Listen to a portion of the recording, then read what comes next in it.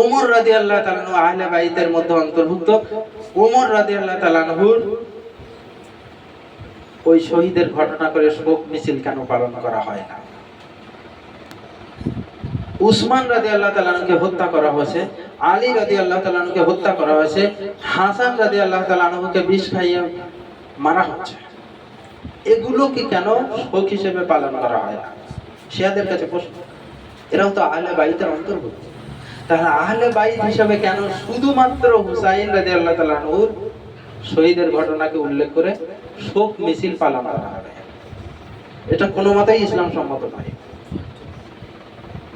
একদিকে শিয়ারা যখন বাড়াবাড়ি করে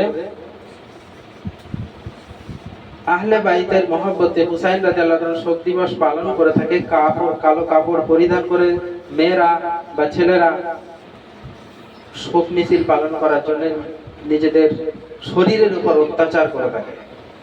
আহলে বাইতের মহব্বত, তাদের প্রতি মহব্বত না করলে ঈমান মজবুত হয় না। এই কারণে তারা এইসব করে থাকে, শরীরের উপর অত্যাচার করে থাকে, অথচ এগুলো সম্পূর্ণ ইসলামী খেলাফ কাজ। কেননা আল্লাহ সুবহানাহু ওয়া তাআলা স্পষ্ট বলেছেন, আলা তুলকু বিআইদিকুম ইলা তাহলুকা, তোমরা নিজেদেরকে নিজেদের ধ্বংসের দিকে ঠেলে দিও না। তো ওরা যখন এই নিজেদের শরীরের উপর অত্যাচার করে থাকে, বিভিন্ন লাঠি খেলা, বিভিন্ন তাজিয়া এগুলো পালন করে থাকে শোক মহব্বতের কারণে, আহলে বাইতের মহব্বতের কারণে, এগুলো জায়েজ নয়। ঠিক একইভাবে তার উল্টো, শিয়ারা যখন বেশি মহব্বতের শোক পালন করছে, তখন নাসিবিয়া বলে একটা সম্প্রদায় আছে, তারা আবার এই দিনটাকে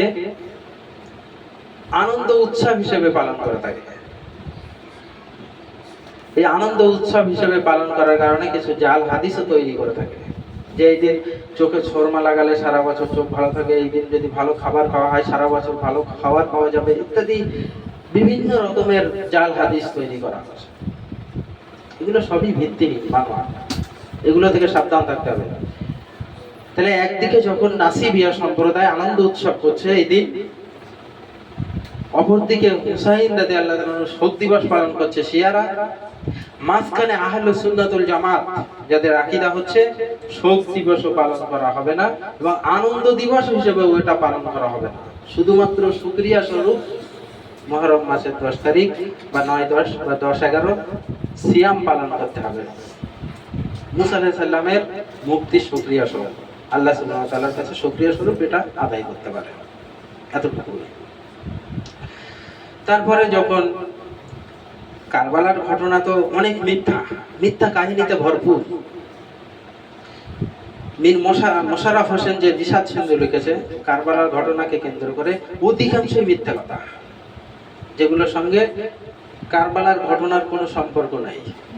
অনেক মিথ্যা কাহিনী উপস্থাপন করা হয়েছে এবং সেখানে সাহাবায়ে কেরামের উপরে বিরূপ মন্তব্য করা হয়েছে। সাহাবায়ে কেরামের উপরে তারা বিভিন্ন রকম অভিযোগ উত্থাপন করেছে, নাউযুবিল্লাহি মিন যালিক, এগুলো একটাও সত্য না। এমনকি এজিদের উপরেও তারা বিভিন্ন রকম মিথ্যাচার করেছে। এজিদ রাসূলুল্লাহ সাল্লাল্লাহু আলাইহি সাল্লামের সাহাবী, বিখ্যাত সাহাবী মুআবিয়া রাদিয়াল্লাহু তাআলা আনহুর সন্তান, ছেলে।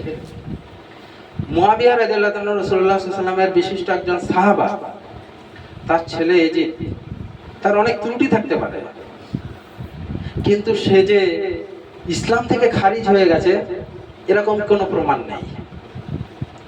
মুসলিমদের ভিতরে থাকা অবস্থায় অনেক অন্যায় কাজ, জুলুম অত্যাচার বা